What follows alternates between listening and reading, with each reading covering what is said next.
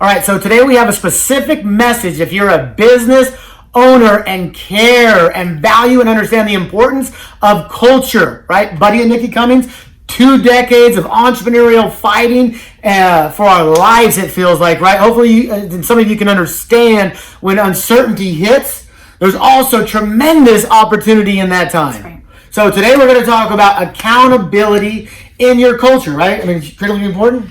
Yeah, I mean, some people think, oh, accountability, how does that go hand in hand with culture? But you can create and foster an amazing, positive, healthy, and unique and special company culture while still having an extreme spirit of accountability. Right, and so we've talked in the very beginning why company culture can almost sound like a plaque that you put on the wall, but in all reality, it is your team, it is your soldiers, and are you guys aligned and ready to attack with the right inspiration and vision so you guys can do as much damage for good as possible, right, on the same page. So Nikki, take us through how would we, so you can understand our dynamic. I'm the CEO, entrepreneurial vision, who understands what world we're going to dominate. And Nikki is making sure, wartime general, making sure that we're all in line and in step and actually executing on a daily, weekly, monthly basis to get us where we need to go. So Nikki, this is you shine. Oh, well, okay, well, thank you, no pressure. So I served as our president and basically our chief operations officer, CFO, kind of the day-to-day execution of the operations with an incredible team around me and underneath me. And so, I definitely was not an army of one.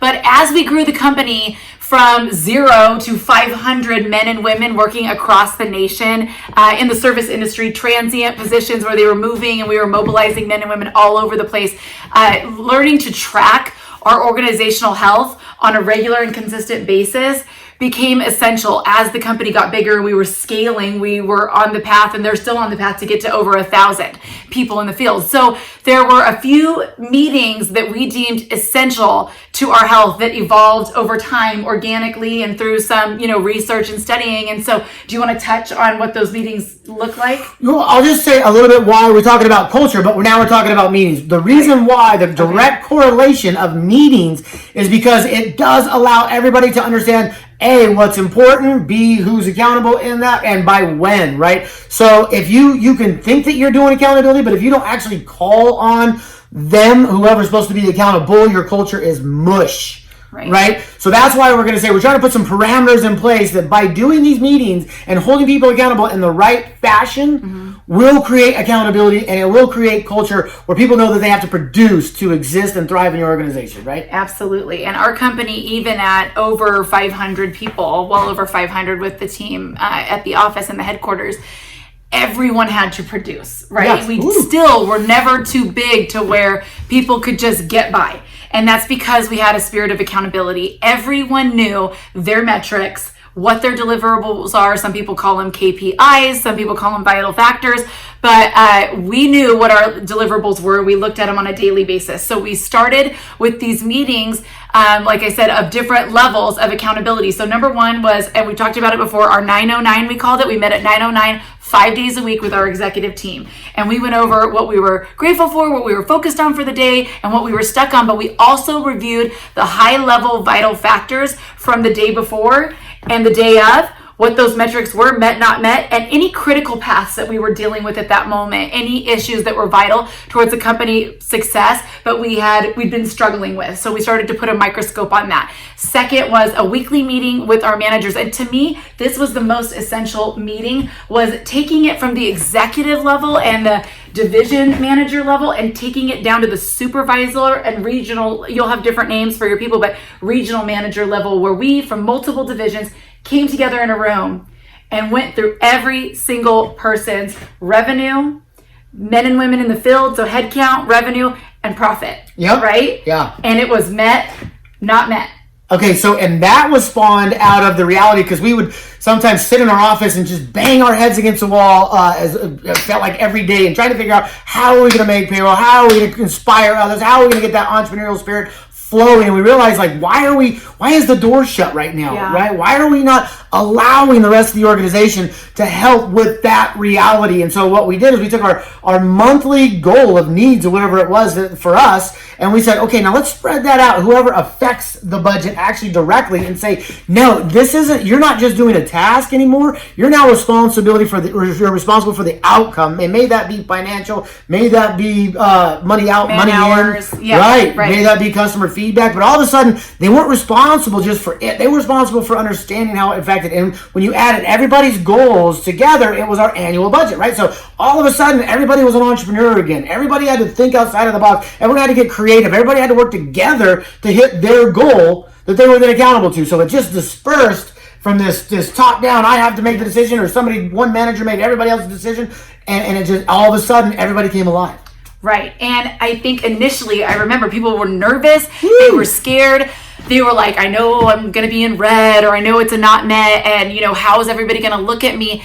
And these are people who had never managed budgets before. They don't have finance degrees. They're just used to working with the clients or working with the staff, working on logistics.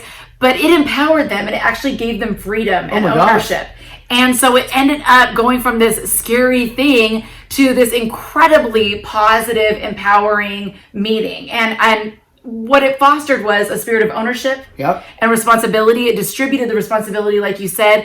It created an inability to hide, because you didn't just look at, a division over here and a division over here. It's like, okay, wait, within that division, who's performing and who's not? And then also a spirit of teamwork. When someone got close, we championed each other. If someone needed help, we would rally around each other. And also someone would say, I know so-and-so, you're going to have a bad week next week, you said, but I'm going to, I got this other big job, so I'm going to be able to pull the weight. And it really created a sense of teamwork. Yes, and it will create a fork in the road the second you roll it out, because half the people are like, oh my gosh, I never saw the budget. I always wanted to. I always felt like I couldn't make decisions, and now I have the flexibility and the freedom and the opportunity, and I'm going to be able to shine, and you're going to see it. You're going to love me for what I do, right? There's that 50%.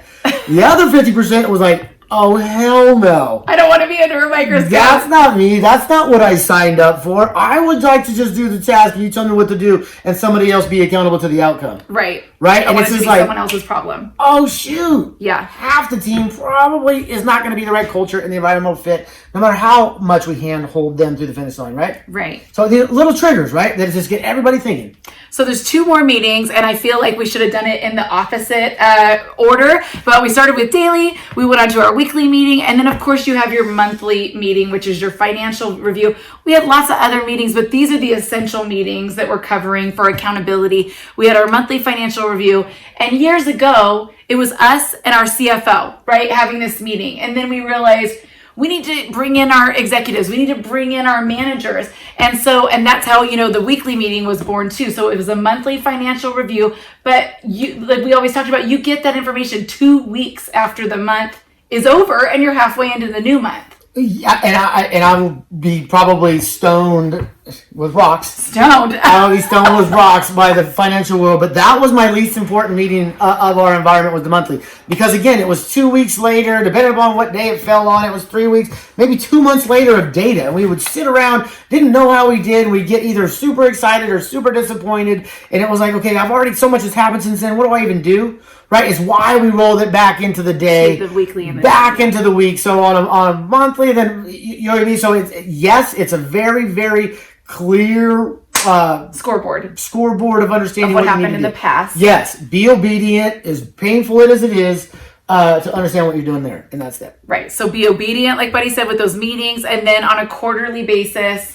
You always say don't get rash on a monthly. Right. So so those monthlies we would say, like, okay, we got to get it on track, because to me, in a business's year, you get 4 life cycles, right? And at those 3 months, it's almost like, okay, you could have a bad one, but you have time to make it up. And how do we do when we close it out? And so you don't make rash decisions like, man, you had a bad week. That's tough. You had a bad month. Wow.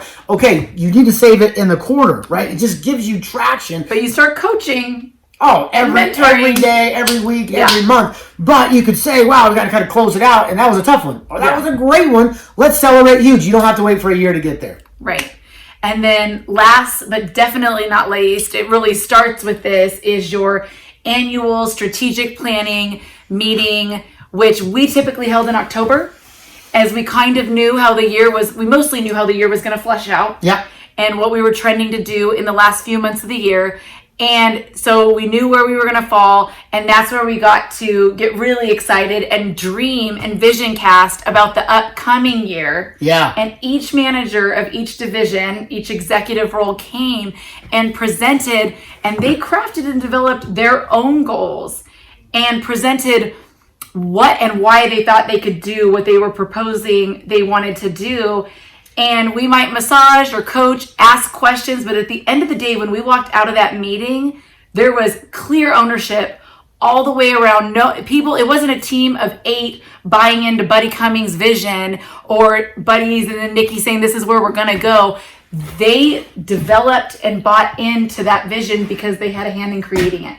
So that was a learning experience for me, and depending on, I don't know, the audience, some of you have been probably doing this for decades, but for years, we would come up and try to enforce, here's what we're doing next year, here's how much we need to sell, here's what you need to do, and it was this battling hot potato, you'd throw it on, and we're like, I can't do that, that's too much, that's too big, that's not enough. And so that cultural shift of like, hey guys, let's get excited on what you think you could do next year. Look at your team, look at your resources, look at the environment. What do you think is possible this year that you can actually execute on? And that simple question and mind shift took ownership and everything to a whole new level. At that, I got the chills. Man, it was that time and space where everybody actually pushed it further than I would have. They leveled up. Yeah, you think you're going to have to go, oh, we want more, but they would level up on their own. It was amazing. It's insane because they get to dream, they get to play, and it becomes your culture in that annual meeting. You're like, what are you going to do special? What are you going to do different? And all of a sudden, they have to look at the team members and what resources they have and what they're good at. And how can you play on them? And how can you leverage clients? And what can they do? And I'm telling you, the right people in that environment with that question, what can you do next year? Lights them up, right? And you feed on that the whole rest of the year of, I didn't pick this, you did. And they know they did. We're all accountable to it now. Together. We don't get to recreate this, man. Because every year there was a new obstacle, may it be whatever, the economy, may it be whatever you have. It's like, okay, we know we're going to face adversity in this year. Every year we have it, but you create it, you got to stick with it, you got to own it, right? Right. And so lastly, in a spirit of accountability, because I'm the driver, Buddy's the captain, and I'm the navigator, I figure out where we're going and how we're going to get there.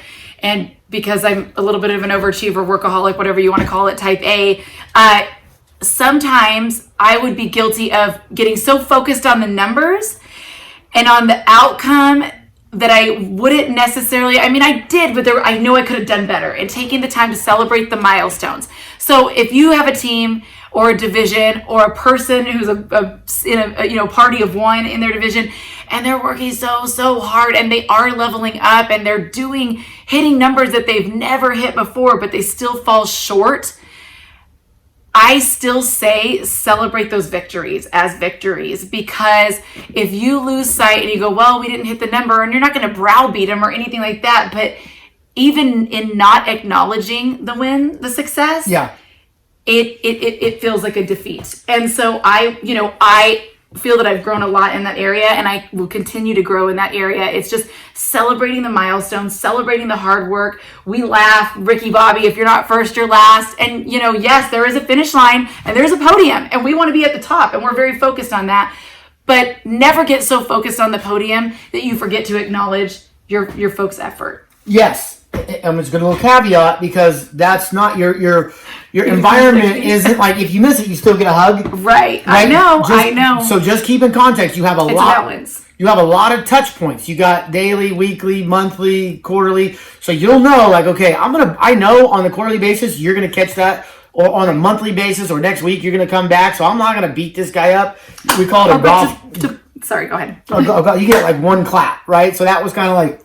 Or just to pull them aside, though, and be like, hey, like, I know, I see you. I see the work you're doing. Yes. And I believe that you're going to get there. You came short this month.